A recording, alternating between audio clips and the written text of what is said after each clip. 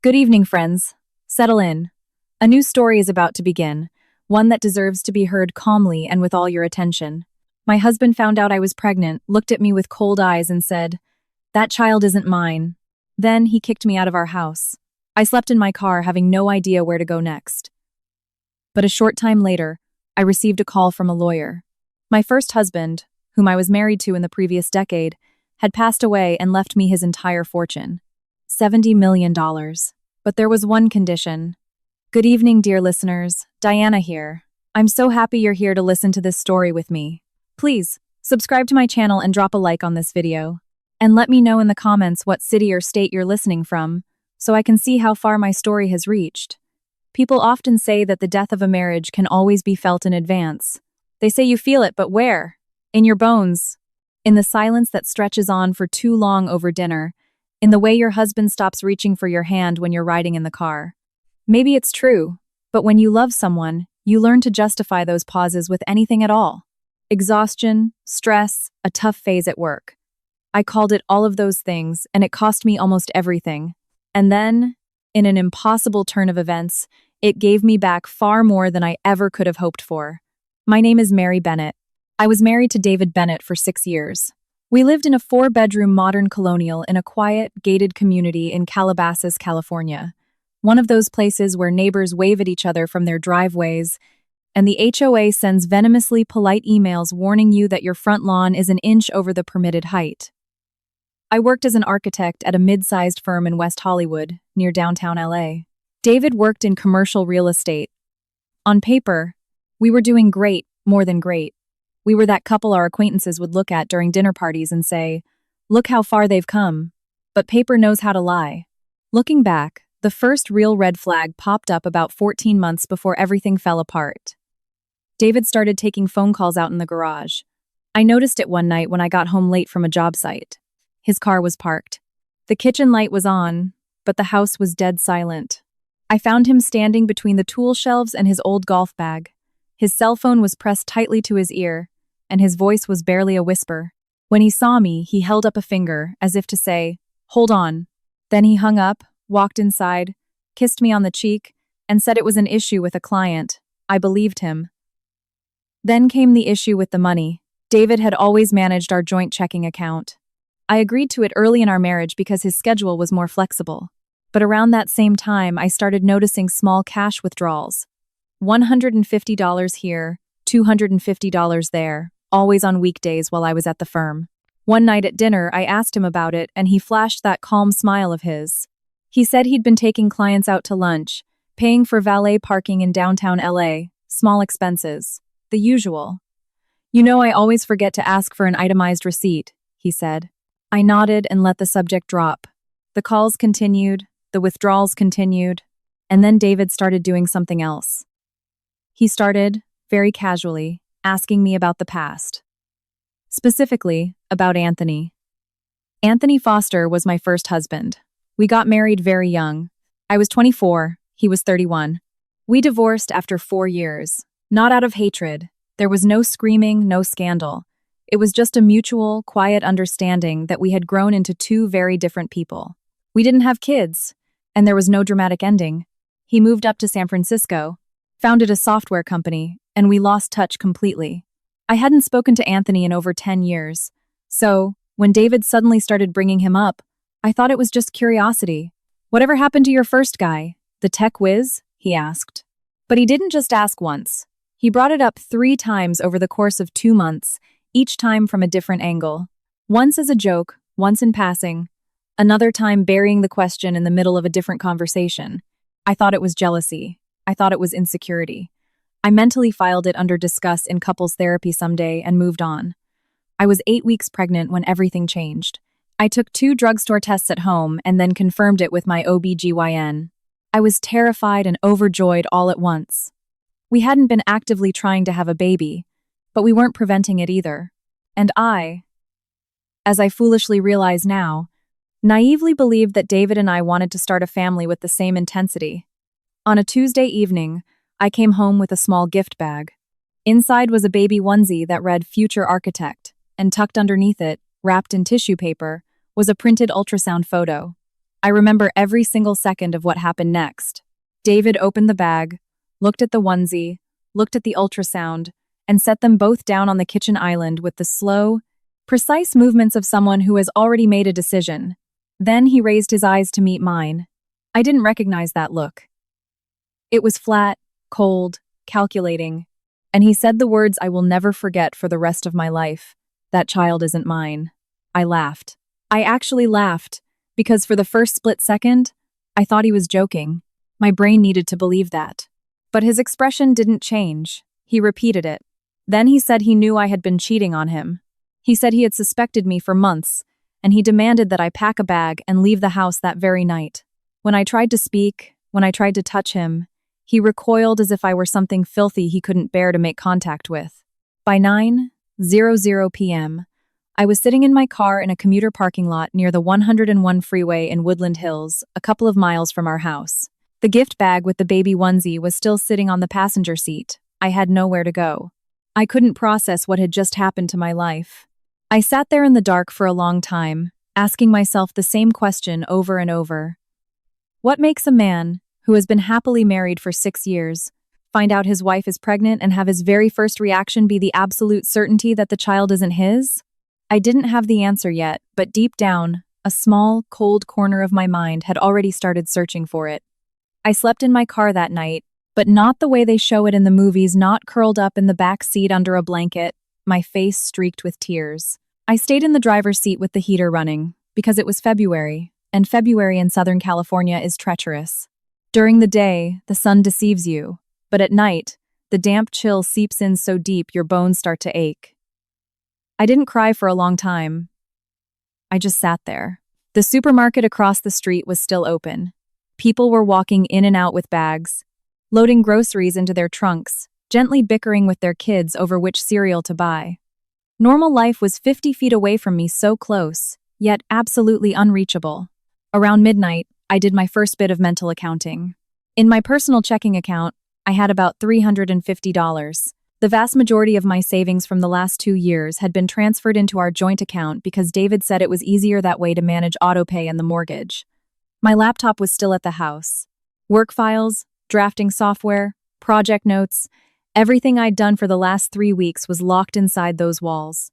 My health insurance was tied to David's corporate policy because 2 years ago, when I worked as a 1,099 independent contractor for a few months, it was the most practical solution. I was 8 weeks pregnant, temporarily uninsured, with no access to my savings, and missing the key to a front door that, apparently, didn't belong to me, but to my husband. And then I realized something else. David was counting on exactly that I wouldn't have access to information. This thought crept in quietly, without any melodrama. I turned the idea over in my head with the caution of someone handling fragile glass. Anthony Foster, my first husband. David had asked about him 3 times in 2 months. Why? David wasn't a sentimental guy. He didn't get jealous without a reason. He studied things, monitored them. 15 years in commercial real estate had taught him how to spot value before anyone else noticed it. So, if he was asking about Anthony, it wasn't insecurity. It meant he had found out something about Anthony that I didn't know. And the only thing worth digging up about an ex-husband after more than a decade was money. I picked up my phone and did something I hadn't done in years. I Googled Anthony Foster's name. His San Francisco-based company had been sold to a massive hedge fund 3 years ago. The sale price wasn't made public, but I knew the buyer, and firms like that don't deal in pocket change. A few business profiles popped up, a LinkedIn page that hadn't been updated since the acquisition, and little else. Following the buyout, Anthony seemed to have quietly faded off the radar. Intentionally. I stared at the screen in that dark parking lot. What did David know? What didn't I know?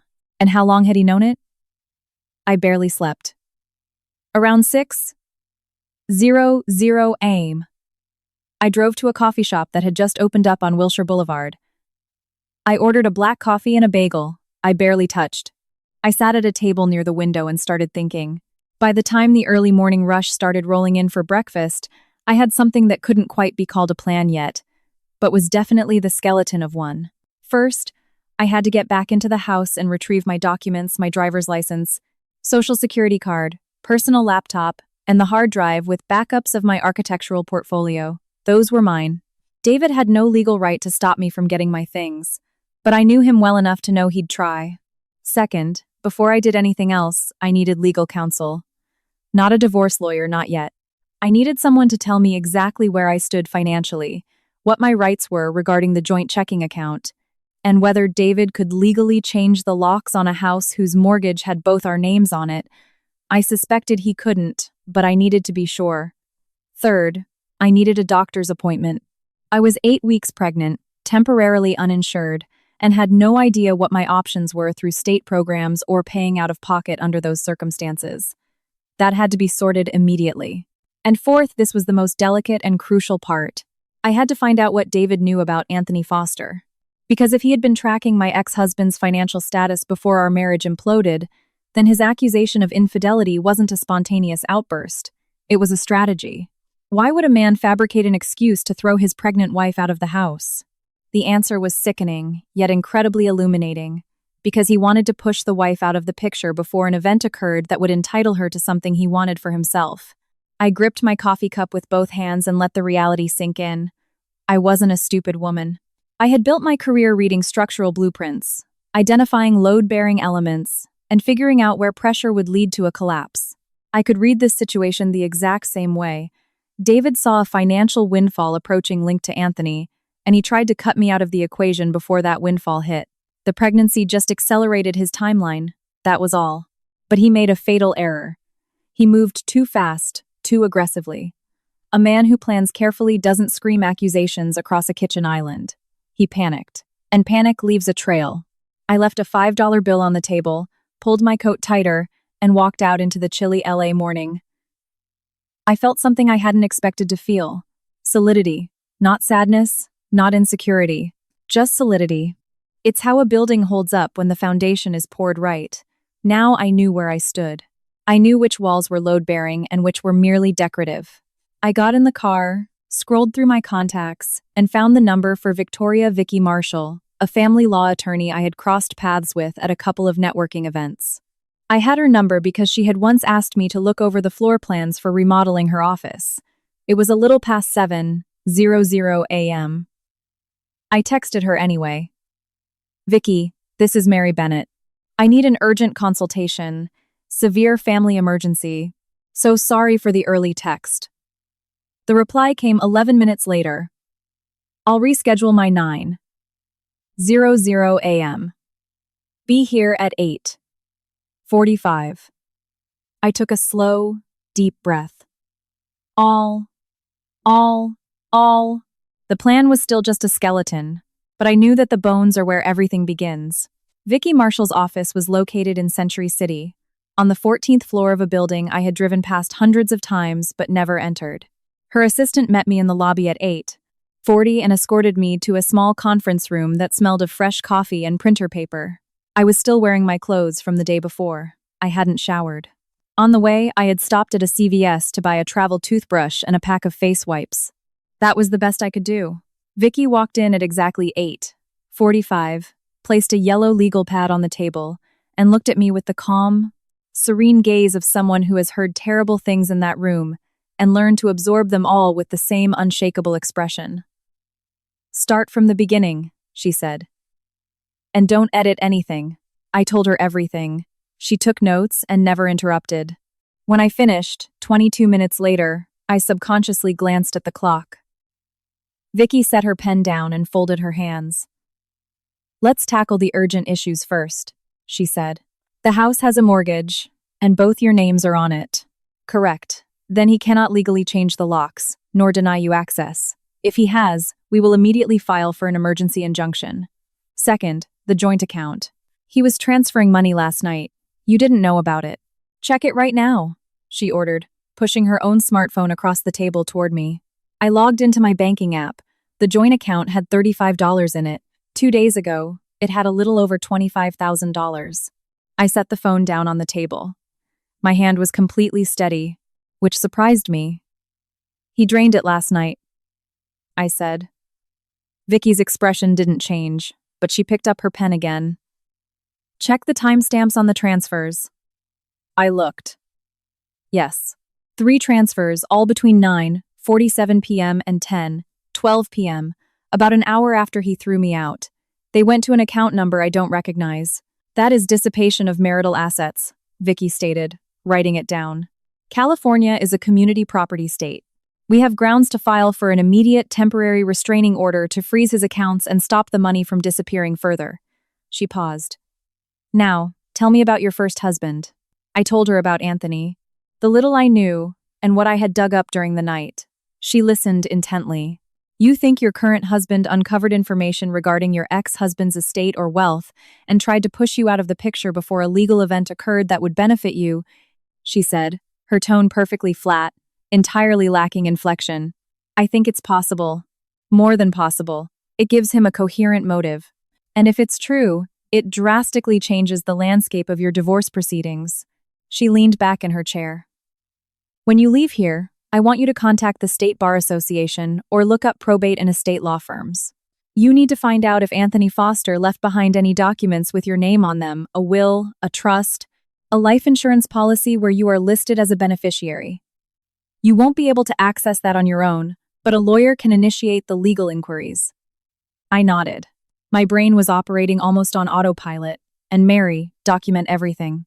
Every text, every call, every bank statement you can access. Take screenshots and forward everything to a personal email, not the one David has access to. Do you have an old personal email from before the marriage that he doesn't know about? I have an old one from college. I never gave it to him. Use only that one, Vicky concluded. Starting this very minute. I walked out of Vicky's office at 10:00 a.m. with a folder of documents, an action item list, and the one thing I had been missing for the last 12 hours, direction. The morning in Los Angeles was crisp and clear, one of those bright winter days where everything feels a little more manageable than it actually is. I sat in my car and began working through the list methodically. I emailed the bank screenshots to my old email address, took photos of the transfer timestamps, and drafted a message to my bank manager flagging unauthorized transactions and requesting a freeze on the account pending marital litigation. Vicky had given me the exact phrasing to use. Next, I reached out to Anthony's family. I hadn't spoken to them in over a decade, but I remembered his sister, Helen. During our marriage, she had always been incredibly kind to me. I found her on Facebook. Same last name, same face, just a bit older. I sent her a private message. I simply wrote that it was Mary, Anthony's ex-wife, and that I had reason to believe I needed to speak with someone regarding his estate. I wrote that I was sorry for reaching out so out of the blue. I wrote that I hoped she was doing well. She called me 40 minutes later. Her voice was very soft. Mary, Anthony passed away in September. A massive stroke. He was 47. She paused. His lawyers have been looking for you. How did you not know? I told her I didn't know. I said my living situation had recently changed. She fell silent for a moment. He never remarried, she finally said. He talked about you sometimes. He always said you were the only person who never wanted anything from him. Another pause. The attorney handling the estate is named Gregory Richards. He's based in San Francisco. Mary, you need to call him today. After I hung up, I sat in the car for a long time. Anthony was gone. He had passed away 5 months ago, and his lawyers had spent all that time looking for me. In that instant, the entire geometry of my reality shifted. The cash withdrawals, the questions about Anthony, the sudden accusations on Tuesday night, the money drained from our joint account an hour after he threw me onto the street. David wasn't just suspicious. David knew, and he knew before I did. Somehow, he had discovered Anthony's death months ago. A news alert, a mutual connection, a deep dive on the internet. He spent months running the numbers, and when I came home with the news of a pregnancy that completely ruined his timeline, he acted. That was the point of no return. Not when he said, "That child isn't mine." Not when I was shivering in the commuter lot in Woodland Hills. It was right there, parked on a side street near Century City, when I realized my husband had consciously decided to destroy my life based on information I didn't even know existed.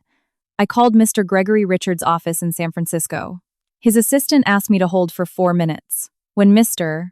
Richards picked up, his voice was cautious, professional, and yet visibly relieved. "Miss Bennett," he said, "I am incredibly pleased you called. We have a matter of the utmost importance regarding the estate structure left by Mr. Anthony Foster. You are designated as the sole beneficiary of a highly significant asset. How significant? I asked. $70 million, he said. But there is a condition. $70 million. I chewed on those words for a long time in my car, staring at the concrete retaining wall in front of me, as if the universe had decided to hand me something tangible, something my eyes could latch onto, while my entire understanding of the world was being aggressively rewritten. The attorney explained the condition very carefully. Anthony had structured his wealth through a series of trusts and a very specific will. The bulk of the assets, the cash from the company buyout, real estate, investment accounts were consolidated. The condition for me to receive the funds was more of a formality than an obstacle. I had to appear in person at the law firm's office in San Francisco within 60 days of official notification, sign verification documents in their presence, and undergo a background check. Anthony, Mr. Richards explained, was methodical and deeply paranoid. He included that clause intentionally to prevent the kinds of fraud attempts that always swarm around massive fortunes. He wanted me there in the flesh because he believed, the real Mary will show up. An imposter won't submit to this level of scrutiny. He updated the trust 8 months before he passed. Mr. Richards noted, you were listed in the original version, but after the final payouts from the company sale cleared, the amount increased substantially. Was the existence of this trust structure public knowledge? I asked. A brief pause. The existence of corporate holding companies can sometimes be indirectly pieced together through public corporate filings. The exact terms and beneficiaries are not public, but an individual with resources, motivation, and an idea of what they were looking for could theoretically connect the dots. He paused again. Is there a specific reason you're asking me this? Yes. There is, I replied. I quickly gave him a rundown of the situation with David, the timeline, and the funds drained from our account the night he threw me out. Mr. Richards remained completely silent until I finished. When I was done, he said, Miss Bennett, I strongly advise you to instruct your attorney to ensure that any inheritance you receive is legally classified as your sole and separate property, deposited into an account to which your husband has absolutely no legal access. Given that California is a community property state, inheritances are generally exempt and not considered marital assets, but the legal framework during the discovery phase of a divorce is critical. I understand, I said. I've already met with my attorney this morning. Excellent, he replied. Get to San Francisco as soon as possible. 4 days later, I was on a morning flight from LAX to SFO. Vicky had expedited the freeze on the joint bank account. A judge granted the emergency injunction within 48 hours. Furthermore, she sent a formal demand letter to David's attorney, asserting my legal right to access our primary marital residence to retrieve my personal belongings. When I pulled up to the house in Calabasas, flanked by a sheriff's deputy, David was there. He leaned against the kitchen doorframe, watching me pack my things into boxes. His face bore an expression I had never seen before, not anger, not contempt, but a kind of calculating emptiness, the look of a man mentally crunching probabilities. He didn't say a word. His mother, Eleanor, was also there.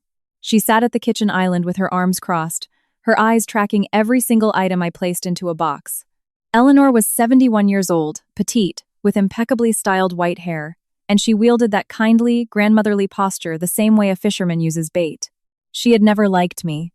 I realized that during our very first Christmas together, but she never showed it directly.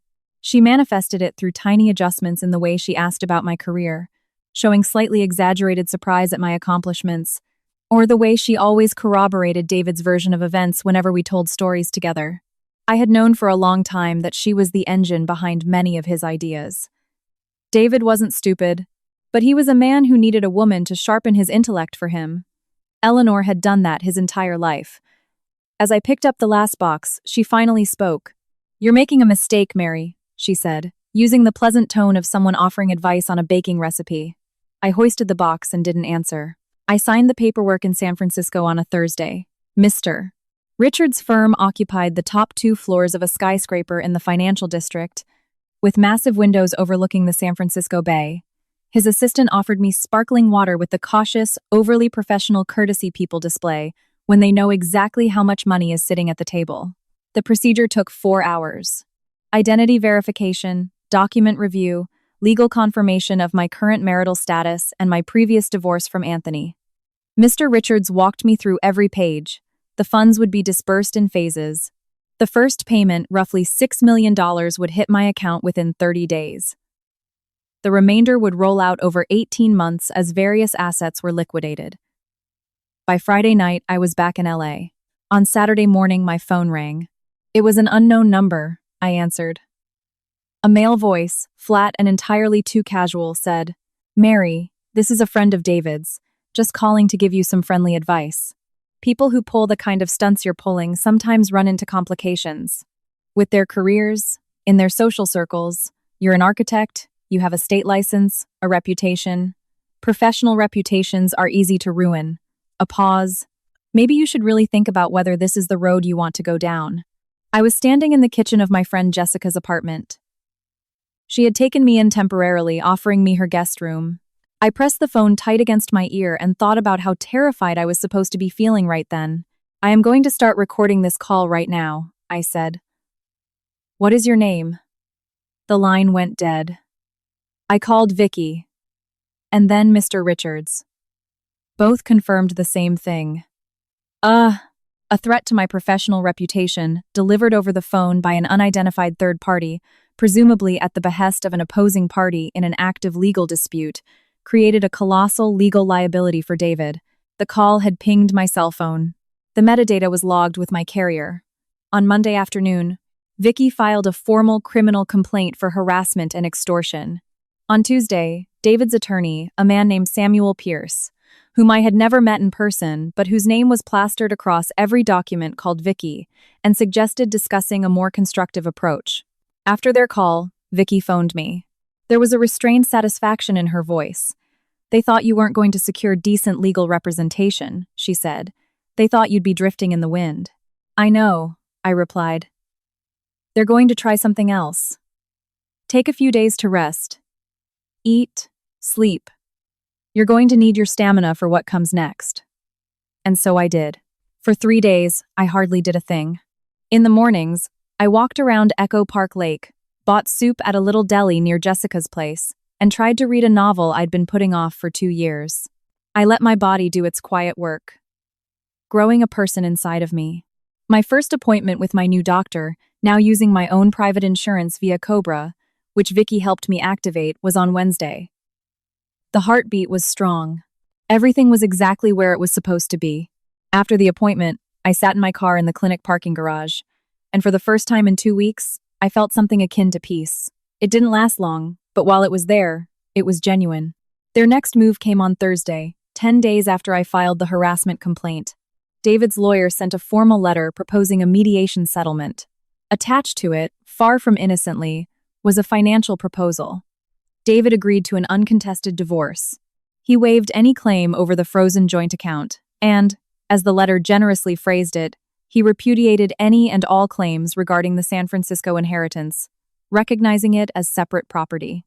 In exchange, I had to drop the criminal complaint, accept a severely reduced payout for my equity in our Calabasas house, and sign a strict non-disclosure agreement, NDA, prohibiting me from discussing the circumstances of our separation with any third parties.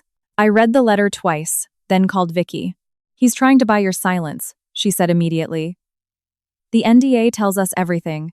He doesn't give a damn about splitting the house equity. He's terrified of what you know and what you might say. The fact that he was snooping into Anthony's estate before kicking you out is a pattern of behavior that, if it goes to trial and becomes public record, will annihilate him professionally and socially. He works in high-end commercial real estate. Reputation is everything." She paused. "Furthermore, the proposal is a financial insult to you. Given the length of the marriage and his blatant dissipation of marital funds, your share of the estate split will absolutely be higher than what they're offering. So we reject it," I said. "We reject it," she confirmed, "and with no counter-offer. That shows them you aren't looking for a middle ground. You're demanding full accountability." And so it was. I won't pretend the offer didn't mess with my head. There is always a version of ourselves, the exhausted, pregnant version, living in a friend's guest room, terrified of the future. That version looks at the numbers on a legal pad and thinks, What if this is enough? What if I just sign, take the money, and go start over somewhere else, in peace? One afternoon, I spent about 40 minutes sitting on Jessica's sofa with that version of myself and a cup of tea, listening to the LA rain tap against the windows. Then I packed that version away. Because the offer wasn't designed to help me, it was designed to protect David. And, as I suspected, it was even more about protecting Eleanor. Because someone had spent months investigating Anthony Foster's estate, David, with his calculating mind, didn't operate in a vacuum. He managed properties, closed lease deals, but that patient, meticulous deep dive into his wife's ex-husband's finances, conducted over months without me ever suspecting a thing, required someone he trusted blindly, someone with time, motive, and almost zero risk. His mother, sitting at the kitchen island when I came to get my things. His mother, arms crossed, eyes registering everything. I called Helen, Anthony's sister, and asked her a very careful question. Had anyone reached out to her or her family in the months following Anthony's death, asking questions about the estate or about me? Helen hesitated. A woman called, she finally said. Maybe 2 months after Anthony passed. She said she was a journalist. Said she was writing an article on the tech sector. And asked if Anthony had left behind any major philanthropic donations or foundations in his will. I didn't think much of it at the time. I told her I didn't know the details. Pause. The area code was from Los Angeles. That was all I needed. Jessica had been my friend since grad school at USC, where we met in a seminar on structural engineering and bonded over our mutual disdain for bad coffee and pretentious architecture. She was practical, funny, and possessed a brand of loyalty that spoke in actions, not grand speeches. 12 hours after I called her on that first night, she handed me her spare apartment key without asking a single question and said, "It's simple. You stay as long as you need." That evening, she came home from work to find me sitting at the dining table, drowning in paperwork. She threw together some quick pasta, poured herself a glass of wine, poured me a glass of water, sat down across from me, and said, "Tell me where we're at." I told her everything. The inheritance, the settlement offer, the threatening phone call, the information from Helen about the journalist from LA. Jessica listened the way she always did without interrupting, holding my gaze. When I finished, she sat quietly for a moment. "So, his mother found out about the money before David threw you out," she stated. "I think so. And the plan was to get rid of you before the inheritance materialized, so you wouldn't have the leverage or the capital to fight him. Except you were already the direct beneficiary. To them, the endgame was to push you out quickly, giving you as little of your joint assets as possible, while you were still in the dark." "I know," I said. "I think they miscalculated. Maybe they assumed Anthony was going to leave me pennies, or that the bulk of it was going to his family.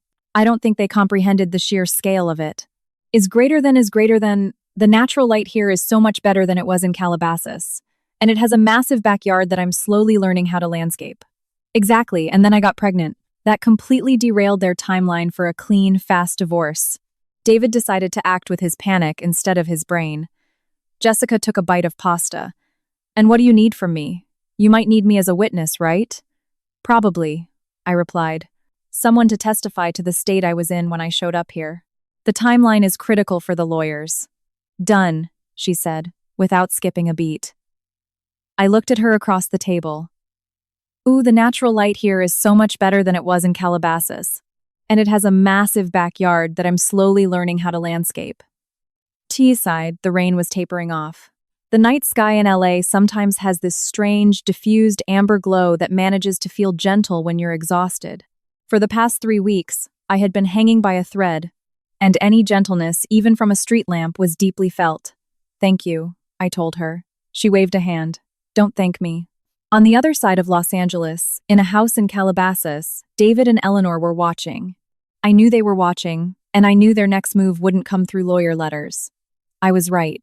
They showed up on Sunday, but not together. Eleanor came first, and I should have immediately recognized it as a tactic. She called Jessica's phone, a number I had never given her. David had somehow tracked it down. She called at 10:00 a.m. and asked if she could just come by to talk. She said please, a word I had never heard her direct at me before. I thought about it for 30 seconds. Then I said yes. Refusing wouldn't give me any leverage, but the encounter might give me intel. She arrived at 11. 00 a.m., with a pink bakery box filled with homemade sugar cookies. The gesture was so meticulously calibrated to project a harmless aura that I almost felt a morbid sense of admiration. She sat down in Jessica's living room, declined a cup of tea, and inspected the apartment with the air of someone cataloging everything while pretending not to notice a thing. "I want to apologize," she began on David's behalf, "for how everything went down." I sat across from her and remained completely silent. "He panicked," she continued. "He's under an enormous amount of pressure with his business. And when you said you were pregnant, he just reacted poorly. He knows he made a mistake. He's an absolute wreck." She folded her hands in her lap. "Mary, this doesn't have to turn into what it's turning into. You and David have 6 years of history, and now you have a child on the way." She let the words hang in the air. A child needs a father. A structured family. Think about what you're doing to this baby by acting this way. There it was. Pure, quiet, and aimed straight at the heart. "And the inheritance?" I asked. A half-second pause so brief it would have been imperceptible if I hadn't been waiting for it. "That is your own personal family matter," she said smoothly. "It has nothing to do with your marriage." "Eleanor?" I leaned forward. "Who called Anthony's sister pretending to be a journalist?" Something flashed across her face fast, contained and vanished in a microsecond. "I have no idea what you're talking about. I think you know exactly what I'm talking about." She readjusted her posture. The maternal tone clicked back on, broadcasting on a new frequency. "Mary, I am begging you, as the grandmother of your future child. Stop and think about what you are destroying. David is willing to start from scratch, to go to couples counseling, to rebuild trust. All he asks is that you drop this legal crusade. It's hurting his business, his clients, his reputation. He wants you to drop the complaint and sign the agreement." "He wants to buy my silence," I countered. I stared at her for a long time. 71 years old, flawless white hair, a box of cookies on the coffee table. A woman who had spent a lifetime realizing that a maternal tone is a tool, patience is a weapon, and the best way to control a room is to always appear as the most reasonable person in it. "Eleanor," I said, "I know about the bank transfers. I know about the deep dive into Anthony's estate. And I know about the phone call to Helen Foster. My lawyer knows about the call. A judge has already granted an emergency injunction based on David hiding our marital assets." I stood up. "Tell David the answer is no, and it has always been no. And tell him this, too. If anyone ever threatens my witnesses, my lawyer, my bosses, or my doctor again, we will file a barrage of new lawsuits before the week is over." Eleanor's tender grandmother act evaporated not gradually, but instantly, like a TV screen switching off. The face underneath was entirely different. Sharp, exacting, ruthless. "You are making an enemy," she threatened. "I already have one," I replied. "But I prefer knowing exactly who they are." She stood up, grabbed her box of cookies, and walked to the door. Before stepping out, she turned around and said something I didn't expect. Not as a threat, but as a promise. Delivered in a flat, icy monotone. "You have no idea who you're messing with." She left.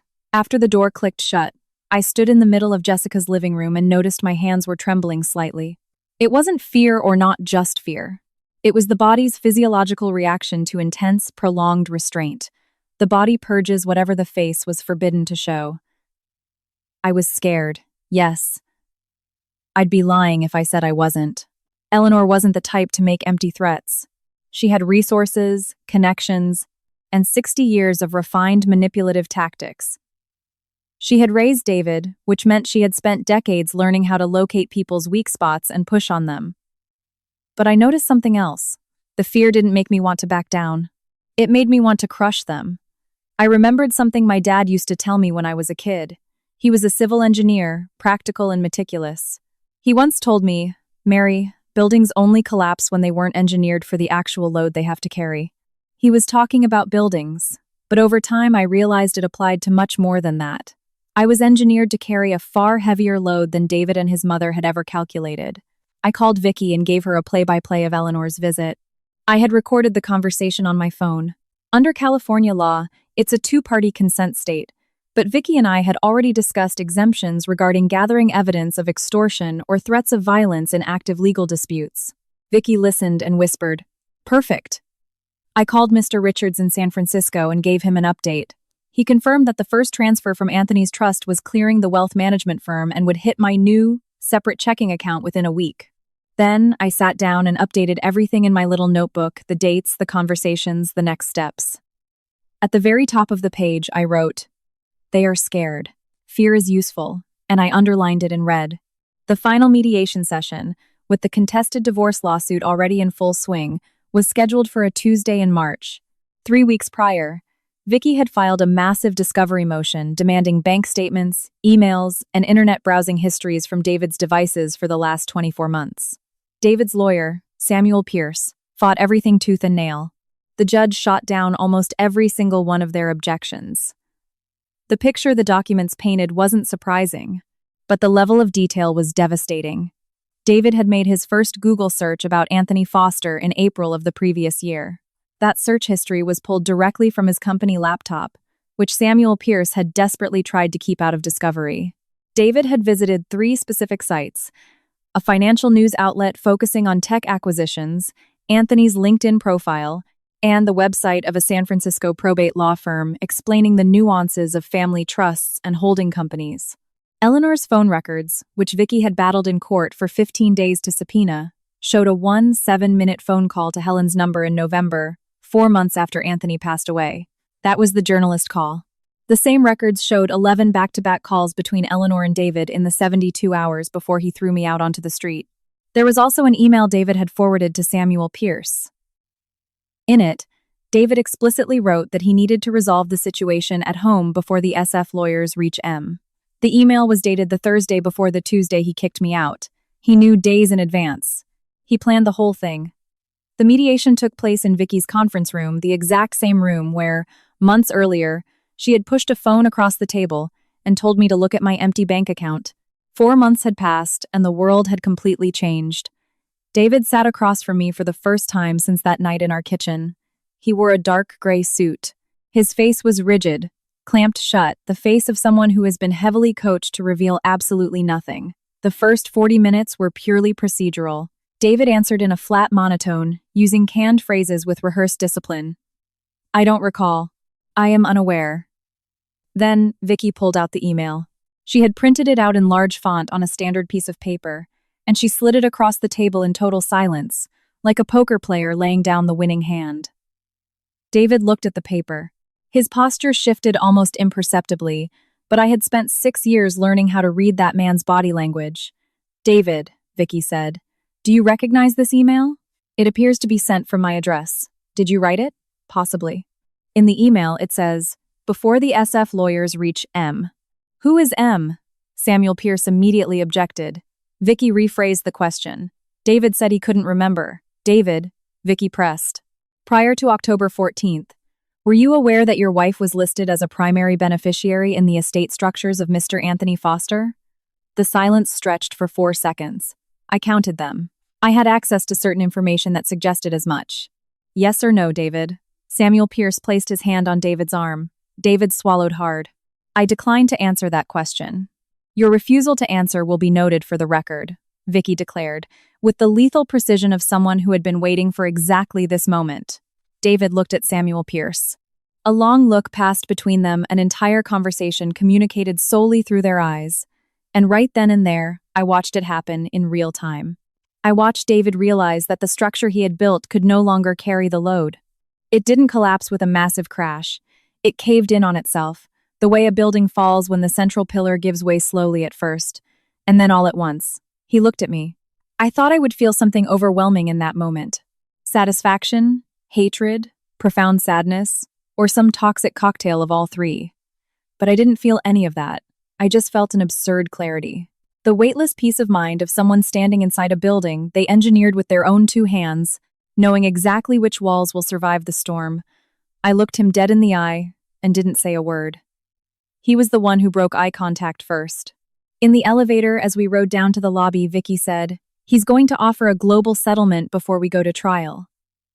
"I know," I said. The doors opened. We stepped out into the March afternoon. The LA sky was wide open. The light hit the pavement so sharply that, for a brief second, the city looked like it had already left winter entirely behind. "Mary," Vicky called out. "How do you feel?" I honestly thought about the question. My back ached. I was exhausted. I missed having a home that was truly mine. But I also felt, in a way I had never anticipated, that the fear had completely evaporated. "I'm good," I answered. "I'm really good." David caved and signed the global settlement 11 days after that meeting. Practically speaking, he had no choice. The document was 23 pages long. David permanently waived any and all rights to invoke claims over the San Francisco inheritance. He declared, under penalty of perjury and on the court record, that the funds were my sole and separate property, and he was legally bound to return the $25,000 he had illegally transferred, plus interest.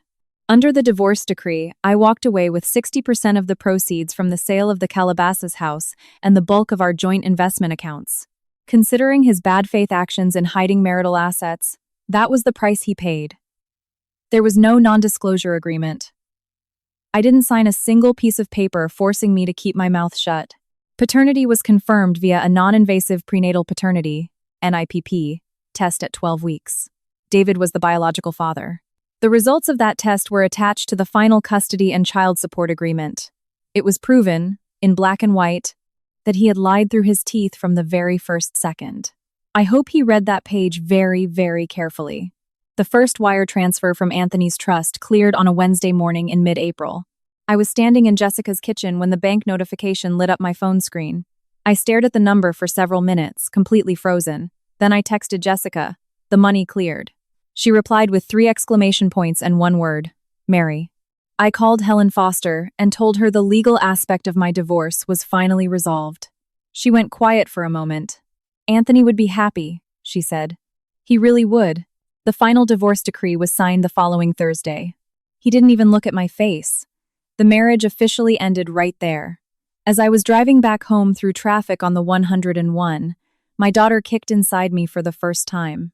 It was a small movement, but decisive, like a fist, gently knocking on a door. "I'm here," she said, in the language of those who haven't yet been born.